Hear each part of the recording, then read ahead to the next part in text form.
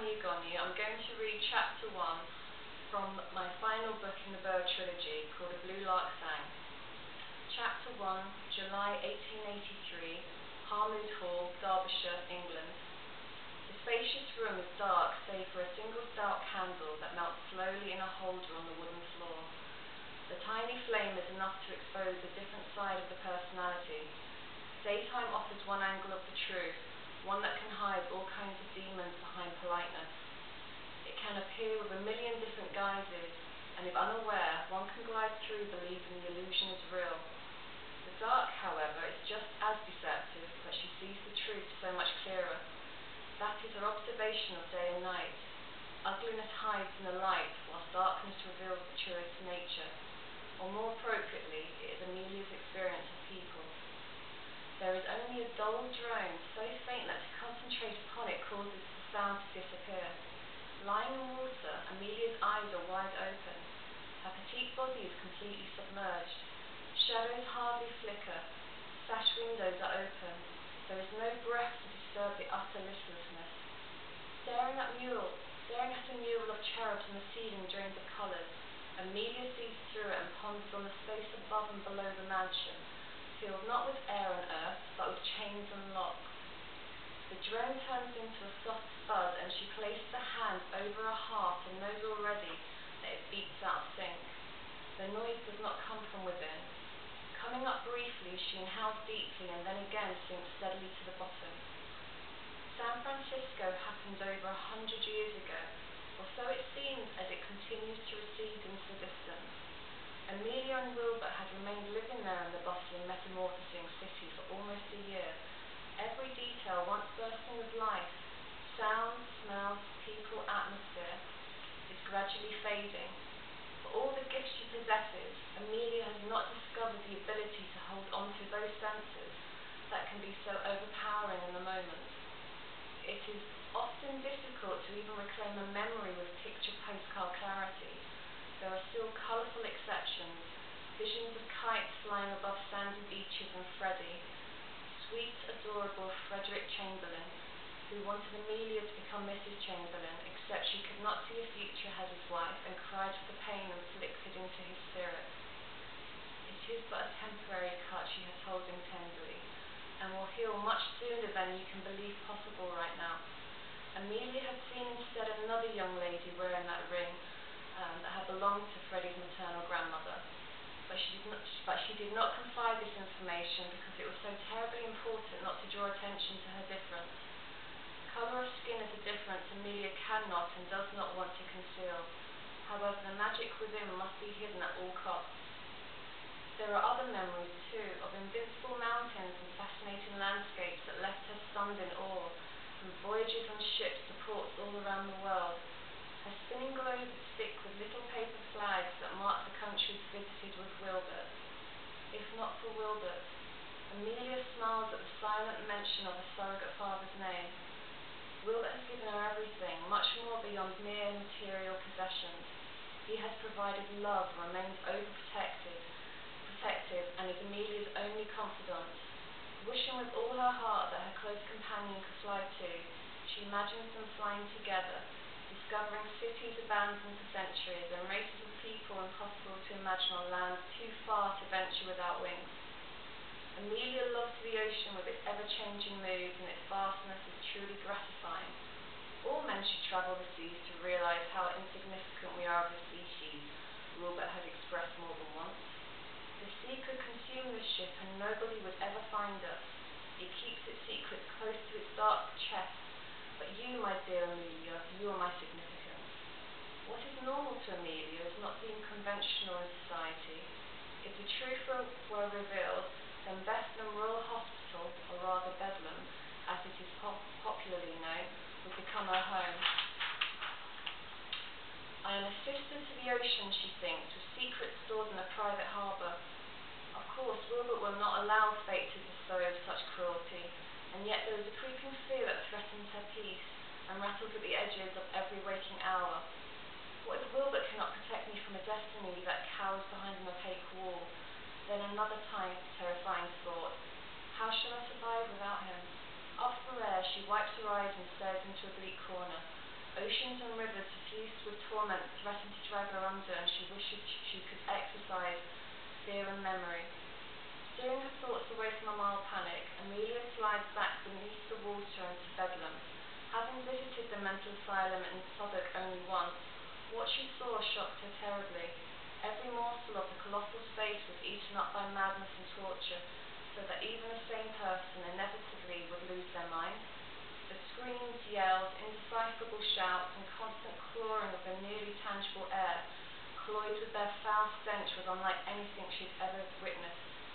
Amelia could see the dead amongst the living as she walked along the corridors of hell, invisible to the living as the ghosts. Some hear voices, she muses, whilst others have visions or see the dead. What if they are not insane? Instead, they do not know how to harness what could be a wonderful gift. Harness, she scoffs silently, when I can barely grasp my own destiny or will it? Or am I insane and simply do not know it? Perhaps I slipped off the precipice of insanity at birth. Well then, if I am mad, is it any wonder when I was kept a prisoner by my own family? I will not endure lobotomy, and why? So I can become what is deemed normal. No, I much prefer to be insane, if it should allow me to see Mama again and to fly. Suddenly an ache in her chest becomes more prominent. Quickly, she diverts her attention and is submerged once again, her eyes remaining wide open. And what has become of Thomas Sanderson? The name often floats into her consciousness, along with a face yet to fade. Thomas Sanderson. Mama's beautiful face is lost now in fog, and your face, Uncle, is still clear. Is that my penance? But why should it be when I'm not the one who has sinned? Every spurious detail is perfect, as though a colour daguerreotype has been captured. My mind a lens with your image burned inside my brain. It will fade in time. Perhaps it is a sign. Yes, a sign. Amelia feels a burning truth in her chest. Have I missed a vital clue? My mother's brothers, her father too. Where do you all roam now? There is not much air left in her lungs, just a few seconds more. All the scented bubbles have long gone and the water has grown tepid. It is a mammoth bath and her toes and head just about touch either end. If Wilbert knew how she liked to hold her breath until her chest hurt, he would have the bath dispensed at the bottom of the local river in an instant. Amelia remembers scrubbing her skin as a child and wishing her colour would fade to white so that she could blend in with the other servants at Wrexham Mansion. And Mother had wiped away so many tears. My little bird, your skin is the most precious colour, Emily had told her. You are wearing the colour that your father and I made especially for you. You made my colour, Mama? Yes, my darling. Your father and I gave you the gift of life. He was the most handsome man that ever breathed, with a soul that sparked as bright as the sun. Not many men can claim the same, and you are your father's daughter. The same sun is in your soul, shining so magnificently that others will be blinded by your light. Never let a single person make you feel inferior, not for any reason, and certainly not to the colour of your skin. Breaking through the surface for the last time, Amelia inhales deeply through her nose and then yawns with fingers stretching upwards. Looking to the corners where the light from the tiny flame does not reach, she searches again for her beloved mother. Mama, she whispers, why did you abandon me? Did I do something wrong? Sniffing, she rubs away more tears and is weak against melancholia. Emily's face is a mere reflection on glass, the details lost in shadow.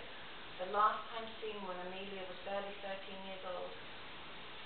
Amelia thinks about demons and witches, and how humans can possess placid, benign, and ordinary faces, behind which hides all kinds of monstrous intentions. They do not possess scales and a red tail, or a pointed hat and flying broom. Rather, the truth is evident to her immediately, for she sees into the soul and mind of a person with ease. Polite words and smiles are the general good intentions to charm and outwardly appear a picture of society. However, masks cannot deceive Amelia. Greed, hatred, and envy are poisons that she fears may have come to possess her. Her greed was not for money but for revenge, hatred for those who even in death do not fully pay for their crimes, and envy for those who live without being different. Standing, she climbs carefully out of the bath and steps onto a towel. Creating wet footprints, she walks to the open window, stares out at a starless sky and shakes her head. I have missed something so important, she says quietly, and hopes a mother can hear. I have been blind and deaf. I still am, I suppose. Something is wrong. I feel it in my chest, she says to the night and places a hand gently between her small breasts. What have I missed, Mama? Why do I feel this way? I smile and pretend, but Wilbert knows I am unhappy. Poor Wilbert. There is nothing he can do. I have no regrets about the Sanderson family. They all got what they deserved. No, there is something far more important that I need to do, and I am ashamed because I do not know what it is. Help me, come to me, let me help you. The shift of energy is instant. A shuffling movement behind makes Amelia spin round. The maid has not entered the bathroom. She's still very much alone. No, I can feel the presence, she thinks, and as water continues to drop from her naked body and short afro, Amelia inhales deeply and listens very carefully, and what she hears gradually sends cold shivers from head to toe. In the shadows, someone sobs. It is hard to decipher whether it is a man or a woman. Stepping forwards, Amelia can feel abject pain and isolation unlike anything she has ever endured, even in the attic at Wrexham Mansion. The emotions are so real, it is as if they belong solely to her. Mama, is that you? The sobs grow louder and are racked with the deepest sorrow. Another step forward, all the while breathing slowly to clear her mind and allow her gift to attune to the stranger. Then she stops. The flame remains unaffected. Shadows do not distort apart from Amelia's that travels the walls as she once again walks towards the corner closest to the door. Attempts to see a face are met with failure. Who are you? Where have you come from? No answer. Just the constant crying that tears at Amelia's heart. Her senses fully alert, she attempts another communication to gain an image or read a piece of its history, but the spirits